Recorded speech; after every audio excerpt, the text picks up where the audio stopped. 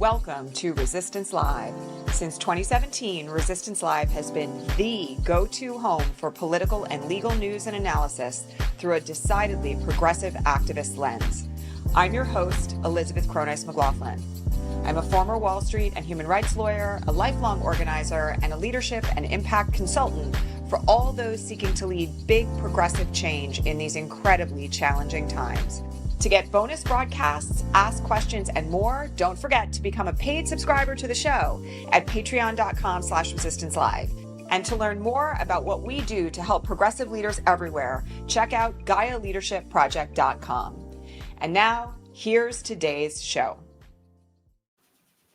Hi, everybody. Okay, so today is one of those days where I imagine that many of you are coming here to get a little talking off the ledge.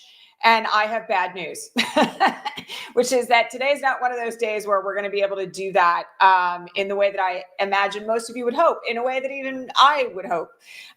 Just about 15 minutes ago, Trump finished a speech in front of the senior military leaders of our country, all of whom were flown in from all over the world, from active war zones, from places where they are assigned to monitor some of the most dangerous threats against our country, and essentially use the speech, in addition to the fact that it was incoherent and totally rambling at many points over the course of the better part of an hour, to prepare the military to mobilize warfare against everyday Americans.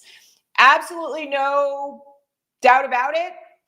He talked about the fact that, if police get spit on or military gets spit on, they should be able to hit back hard against protesters, that there is a war within against the United States, which I assume he means protesters. And essentially, he alluded multiple times to the fact that the U.S. military should be prepared to act violently, even to kill Americans if necessary. All of this, by the way, is wildly violative of the Constitution. What else is new? In addition to that, he spent time talking about the illegal bombing of boats in international waters. He cracked a joke about the fact that people don't want to fish anymore because of this. I have to point out that's also illegal, violative of multiple parts of international law and treaty. And then rambled on about all sorts of other things, like his claim that he won the 2020 election, like the state of the metal used to build military boats. He talked about tariffs. He talked about the Supreme Court overturning affirmative action. It was, I don't know, the sort of thing, a speech that if Joe Biden had given it, we would have had wall-to-wall 24/7 coverage about the speech and his infirmity and illegality for weeks at a time. I'll also just point out that a lot of the things that he is threatening or suggested here would constitute impeachable offenses, if not removal under the 25th Amendment, in any other normal administration. One of the things that was key from the beginning of this speech was that he expected the military in the room to either applaud him or expect to lose their jobs. At the very beginning of the speech, he said, you should feel free to laugh. But if you don't like what I'm saying, you can leave. But if you leave, there goes your rank and your future. He also asked people at certain points to raise their hand if they disagreed with him. And when no one raised their hand, he said, well, that's good. So this, again, is a sign of where we're at. He is attempting to control the military and prepare the military to carry out illegal orders against U.S. citizens on his demand. There's a lot more about this speech that was completely bonkers. I was live streaming it as much as I could stand it. It's already been pointed out that there were so many statements in violation of the Constitution in this speech that First Amendment threats, threats to commit violence, threats to violate the Fourth Amendment. This is, again, something that in any other administration would be cause for removal. Now, for those who are like, why didn't the military push back? Well, of course, he's threatening people's jobs. He said when he left the White House to go to this speech this morning that anybody who if he looked at someone in the room and didn't like them, he would fire them on the spot. that, he intended to remove senior military officials one by one if they disagreed with him. And so, one of the things that I think people have to realize here is that this was not a situation in which the military was able to push back, and not one where it would be expected that they would. But I will say something about this. I think any of our senior military officials who are not Trump appointed, who were watching this, could not have any doubt about his infirmity or the illegality of what he's suggesting. In fact, I had a moment where I thought to myself, what would happen in this situation if he gave an order for a nuclear strike? Would these people actually be willing to carry it out, having sat here and watched him ramble on for the better part of an hour through insane commentary and threats to them and threats to the American public? And I don't know. Anything is possible in this era at this point. It's very clear that there is no bottom. And yet simultaneously, I really doubt that, lifelong military officials thought any of this was normal or okay. And that came on the heels of Pete Hegseth's speech to this same crew, where he told them that hot yoga was not sufficient physical training, where he told them that they weren't allowed to have beards anymore, and if they weren't prepared to shave, they should quit, where he fat-shamed overweight military enlistees and officials, where he told them that he was eliminating the anonymous complaint structure, which of course is one way in which sexual assault has been handled in the military. So now you can't make an anonymous complaint against somebody who raped you, who's a military official. He said they were changing the rules of engagement so that there wouldn't be any more prevention of them being able to act in incredibly violent and illegal ways. And he essentially gave a very cringy speech that was designed to, again, set the military up for carrying out acts of violence against the law without any form of retribution. I will say that Hegseth's speech started out to me to be very, very cringy and very kind of like, ugh, sort of like yuck. And as it went on, it became more and more violent. And what became more and more apparent, honestly, is that Pete Hegseth's idea of an effective soldier is someone who's willing to commit war crimes at the drop of a hat. So all of this put together is really not ideal. And, I have plenty of moments where I wonder where this is going to end. There are certainly moments where I raise the same question some of you are raising in the chat about, like, is the military going to refuse to carry out orders to mass execute people on the streets of America? I would hope they would, but I think it's anybody's guess at this point. They're not turning down illegal orders to bomb fishing boats in international waters. They're not turning down illegal orders to invade Portland, Oregon, right? So, all of this in and of itself raises very serious questions about what's going on inside our military institutions. I will point out that some authoritarian dictatorships fall when the military turns on the autocrat and decides not to follow orders. But right now, we don't really seem to have any indication that there is true resistance inside the US military to what's happening. Now, that doesn't mean everybody's going to comply, and it doesn't mean that there isn't some form of concern or protocols being put in place like there were in Trump 1.0 to prevent the worst case scenarios coming to pass. We wouldn't know about that, though, if there were. So, none of this is good. I think that's probably the understatement of the year on this broadcast. And I personally am very concerned about what appears to be a clear intent to roll out the US military to use lethal force against protesters in American cities. Again, I have to say to all of you, there is a hierarchy of risk. This is not a reason to stay home from rallies, as opposed to, I'm not going to recommend that anybody stay home, but you have to do your own risk assessment about, a rah-rah rally, woohoo, no kings, right? As opposed to a more direct action oriented type of resistance, like what we have seen in Broadview, Illinois for many weeks now, where they are literally rolling out unprovoked tear gas attacks on protesters to try to shut them down. Two very different forms of resistance, honestly. And I think you have to very much evaluate your own tolerance for risk in terms of where you want to be at the moment. The other thing is the government's going to shut down tonight. I have to say that I continue to be very, very disappointed in the Democratic response. On Friday, I sat in on a DNC public, well, it wasn't really public. It was a DNC briefing for political influencers, but it was on the record about their views on how we should respond to the shutdown, and also a perspective on the FCC from the guy who was the head of the FCC under Obama. That part was actually really interesting because one of the things about the FCC right now is that under Trump, Brendan Carr is threading a needle of not quite doing things that are compliant with administrative law, but not invoking things that would require administrative law. Very stealthy stuff in terms of how they're trying to suppress speech.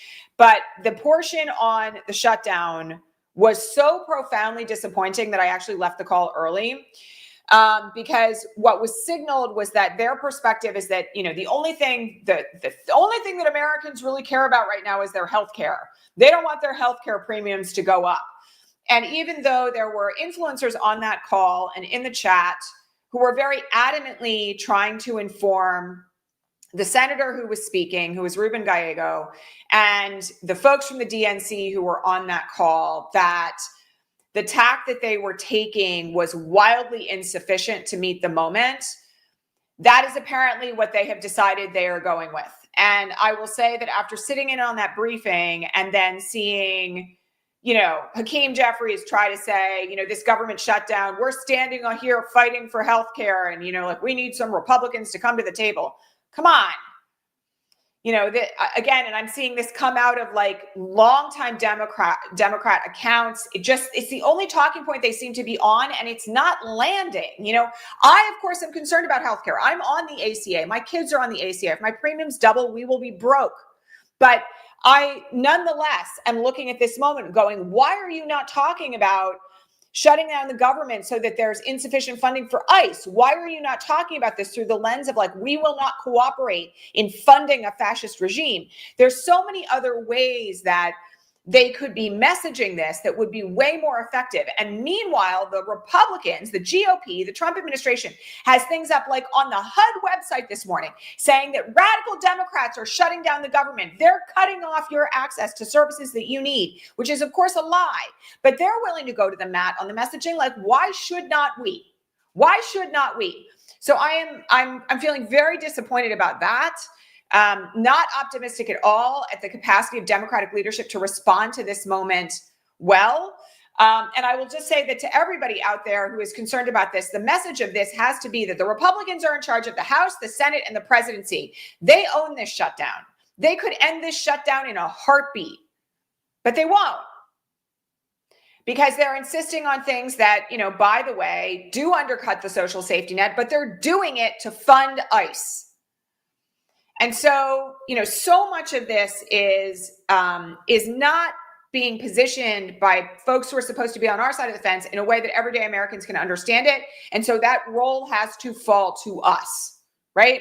And that means that you should be talking about this like, this is my view, right? And it's shared by a lot of progressive messaging strategists. You should be positioning this 100% from the standpoint of the fact that the Republicans own this. This falls at their feet. Every service that's going to be lost, every agency that's going to be shut down except for what they deem to be essential services, everything that they are cutting off, that is their decision. It's their choice. They're the party in power.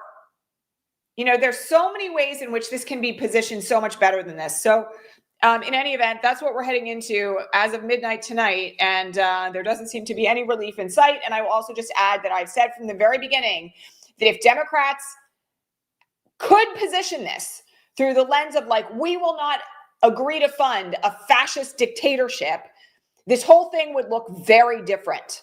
But they're not willing to fight. And, you know, again, it's just mind-blowing to me, like absolutely mind-blowing to me. You think about the way that this would be messaged, for instance, by like, if it was like the Mamdani campaign people messaging this, they would be talking about the fact that everyday Americans are going to suffer because of this.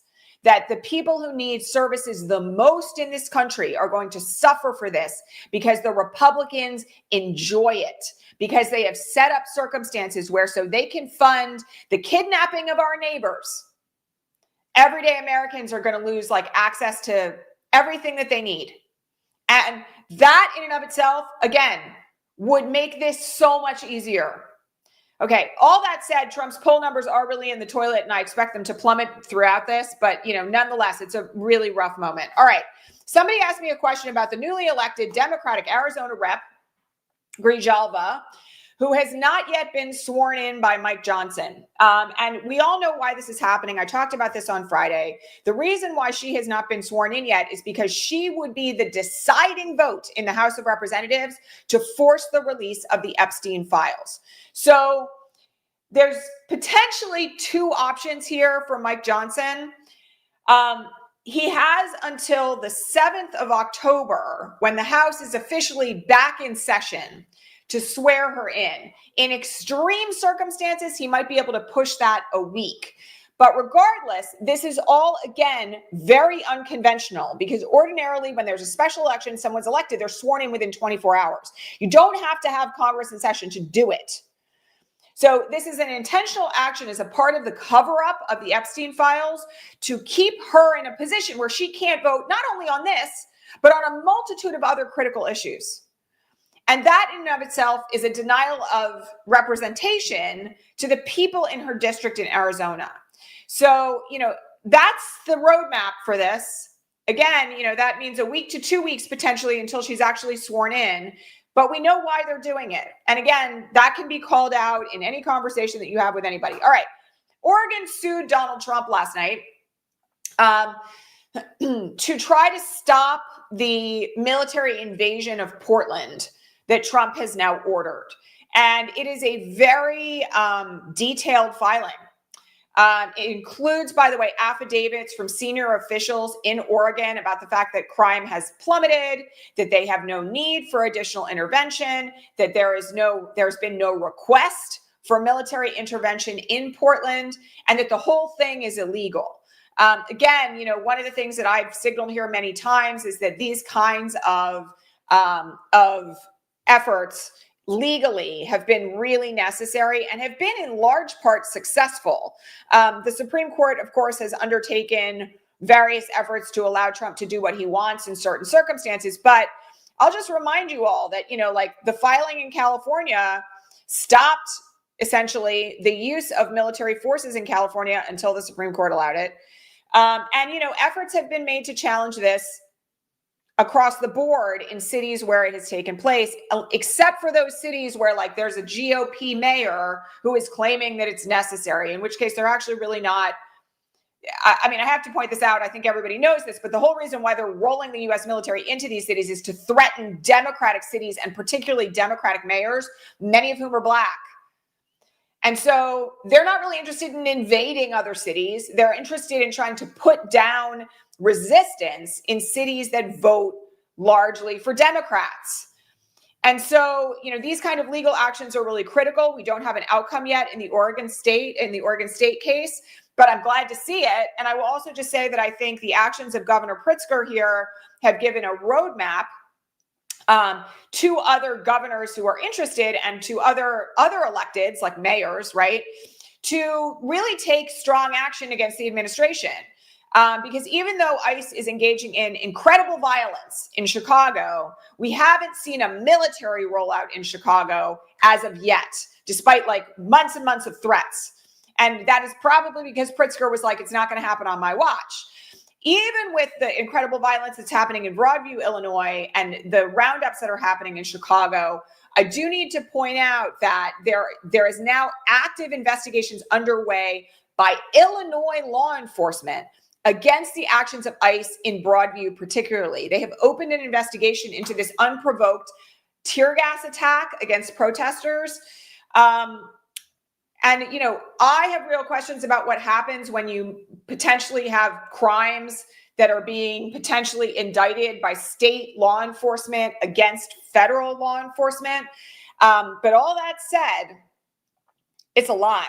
Yeah, I mean, it's a lot. And it's really important that those kind of investigations are opened because they're actively committing crimes. Like, we know this. They're assaulting people. You can't engage in an unprovoked attack against protesters, right? So like all of this, again, is something that requires pushback. And I'm happy to see it. And I don't know legally how it's all going to play out because frankly, we've never seen anything like this before.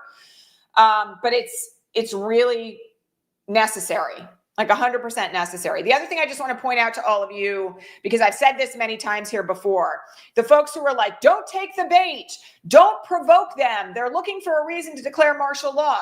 You should go look at the footage from Broadview, Illinois over the weekend, because literally people were just standing around singing, standing around watching what was going on. And ICE charged out of that facility and literally tear gassed people who were doing nothing. They don't need excuses, you know, and I think you've got to be really careful about like wagging the finger at protesters as if it's their fault when there are unprovoked attacks like this against them. All right. It is not an easy day. And I just have to point out that it hasn't been an easy day for months. I want everybody to remember though that, and you can go watch this video if you would care to. Yesterday on the Ripple Effect Institute channel, we put out a video on what it takes to be brave under fascism and the importance of remembering, particularly if you have some form of relative privilege, that people who cannot speak out and cannot take action right now are counting on us to be brave. That it is really important to evaluate what you are experiencing is a direct threat to your life and your person, as opposed to a deep level of discomfort with what is being spoken from the top of the administration. Because they want, and I said this in this video, and I'm going to say it here again, I said it on Friday, it is a really important message. They want us to police ourselves because they don't have the manpower to actually do it. There are way more of us than there are of them in terms of like the folks who approve versus disapprove of what this administration is doing. And they are trying to terrify people into submission. And our job is to evaluate on a deeply interpersonal and intersectional level whether or not that threat is actually likely to come to pass against us.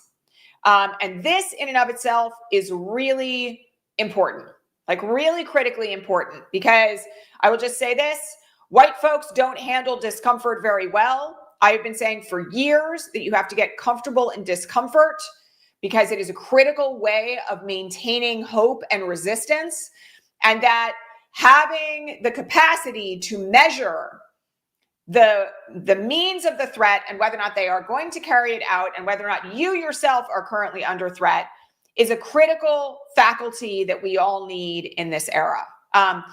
Don't capitulate in advance. Don't capitulate in advance. That's the number one rule, by the way. In Timothy Snyder's book on fascism, don't capitulate in advance. So they will threaten and they will do what Trump did in today's speech, and there will probably be violence. But I want to just remind everybody that the violence that they will perpetrate is less likely to come for some of us than for others. And we have an obligation to make sure that we are continuing to be brave and use our voices for change in this era. It's a lot. I'm not going to claim it's not a lot. It's a lot. It's a lot for all of us. And simultaneously, it's really important that we don't quit. Okay, so that's it for today. I'm here regular time, live, all week this week. I do want to remind you all, hello to our Spotify and our iTunes and other podcast listeners. Please don't forget to subscribe to this podcast wherever you're listening to it. Also, you can join our Patreon as an annual subscriber to support this broadcast at 20% off the annual subscription price right now. It starts at as little as $5 a month. And you can do that using the code podcast for like at least another week, because we've had some glitches behind the scenes and I want to make sure that we've got everything completely up and running before we take that down. So yes, please support our work here. It's really important. Like this broadcast, subscribe to this channel, and I will catch you all back here tomorrow at regular time. Thanks, everyone. That's our show for today, folks. Thanks so much for being here at Resistance Live. To get more out of the show, including bonus broadcasts, the answers to all your most pressing political and legal questions, and way more, head on over to patreon.com/resistancelive and become a paid subscriber. And don't forget to hit subscribe here on your favorite podcasting platform to make sure that you never miss an episode. See you next time.